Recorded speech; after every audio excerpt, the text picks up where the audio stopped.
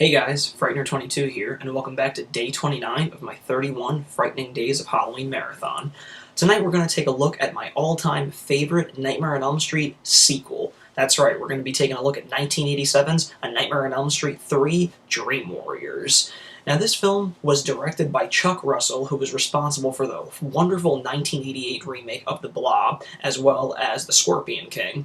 This film stars the likes of Heather Langenkamp, John Saxon, Craig Watson, the film debut of Patricia Arquette, Lawrence Fishburne, and of course the always great Robert Englund as the Dream Killer, Freddy Krueger. Now, this film is just so awesome on tons of levels. I mean, it's really easy to understand why this is probably my favorite Elm Street sequel, as well as many other people's favorite sequel out of the whole series. I mean, the story is just really solid. It takes place with our hero from the first film, Nancy Thompson, played by Heather Langenkamp, and she just landed a job at a psychiatric hospital where she'll be treating teenagers in Springwood that have been on suicide watch, and they just, don't want to go to sleep because they're complaining that there's, someone in their dreams that's, trying to stalk them and kill them. Of course, it turns out that these kids truly aren't trying to commit suicide. It's Freddy is just killing them in their dreams, and it's looking like suicide in reality. So, as Nancy takes control of, her group of teenagers, there's one teenager in particular, played by Patricia Arquette, who has a special ability that may be able to finally defeat Freddy once and for all. So that's the basic gist of Dream Warriors, and it's really awesome. I mean, I really like how, as much as this is the third film in the franchise, many people would think, like, okay, it's the third film, I mean, how much farther could they take it? I mean, are they going to be giving it as much attention and care, or are they just really trying to cash in on, just the name?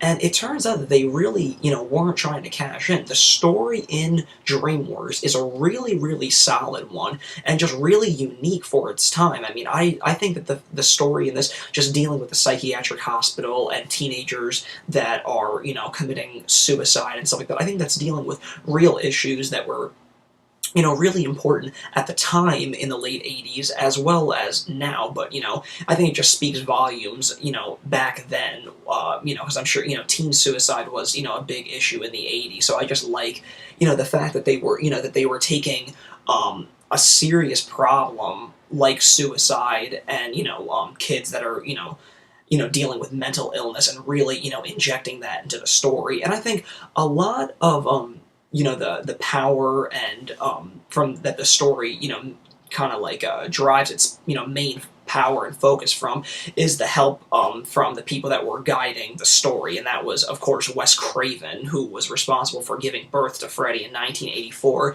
and, actually Frank Darabont, who many of you might recall, who went on to direct some of the best Stephen King adaptations ever put to film, such as The Green Mile, The Shawshank Redemption, and of course 2007's The Mist. So I think when you have, those types of people and talent, kind of guiding the story from the ground up, it really did come through in the final product, because there was just really great minds. And like I had stated before, you had a really great director such as Chuck Russell at the helm, really guiding this film and making it something truly special in the Elm Street franchise. Now, the cast in this is really, really awesome. I mean, I liked every single one of the kids. Not one of the kids bothered me at all, and I'm sure everybody has, their preference as to which one is their favorite Dream Warrior. Personally, I always liked Will. Will was, a kid that was, handicapped, and he was withheld to a wheelchair, but he was really into, like, magic and fantasy, real, like, Dungeons and Dragons geek and stuff like that. But I just liked how all of, the kids, with the help of Nancy, they kind of find their inner power and their inner ability, their inner dream power, if you will. So it's really cool to see all these kids that have their, are suffering from mental illness, and, people are thinking that they're, losing their grip with, sanity, and then, Nancy comes in and says, that they actually have, true gifts beyond anybody's belief, so they all really reach deep inside themselves to, see what's going on and see, like, what, is, their ability to do that. And Will's I always liked. I mean, I just liked, in as much as that, he is killed off by Freddy. I just always liked his encounter with Freddy, where he like is adorned in like the Dungeons and Dragons, like real like huge epic fantasy cave with like the hood, and he's blasting these like crazy super like bright green bolts of lightning at Freddy and stuff like that. I just always really dug that. I just like the special effects in this film. They may seem dated to some, but I think they still hold up, and I think it's like a really great. The special effects in this film, particularly, are a really good like time, a period piece for special effects. I just think that they look really great and they hold up. Other people, just like the other Dream Warriors, and they just have like really cool talents. Like Kincaid, has like this ability to be super extra strong, and he can just break through walls and whatnot.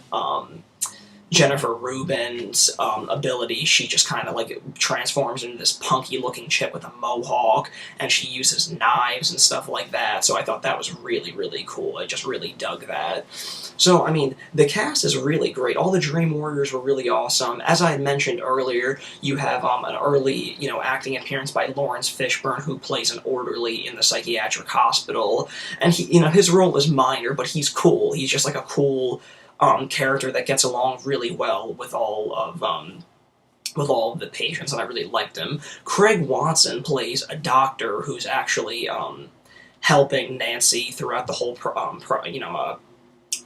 progress of the film, and they befriend each other really well, and Nancy confides in him and explains to him about Freddy and stuff like that. So Craig Watson's character actually becomes a crucial part in defeating Freddy in the climax of the film. And as always, Robert Englund is just in perfect form in this one. I think this film, this is the one where Freddy does start to lose some of his darkness, and he is starting to crack the one-liners that we became more accustomed to in the later films, but there is a really cool balance of scary and, wisecracking, smart-ass Freddy in this one. So I'd say that by the time you reached 4, it was definitely full-on, one-liners and comedy, just much more comical Freddy, as opposed to the darker, more brooding Freddy that we had come to know in Nightmare 1. But I think Part 3 is just I think Freddy is probably at his best. I think he had never looked or performed as well as he did in this one since Nightmare 1. So I always liked Robert Englund's performance in this one. It was just really wonderful.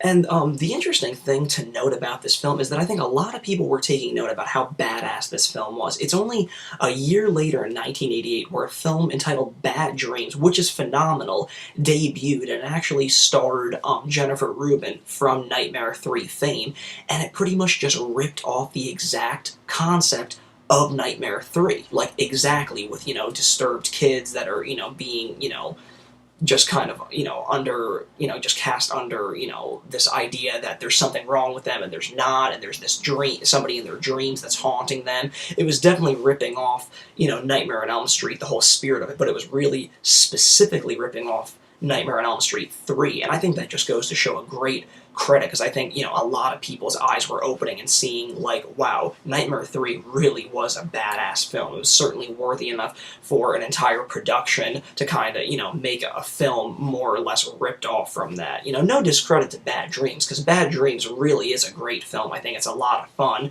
but, it's definitely, I don't think it's no coincidence that Bad Dreams and Nightmare 3 bear, a similar plot. I think, Bad Dreams just really found Nightmare 3 to be such a stunning film, and it really is, so it's really interesting to note that.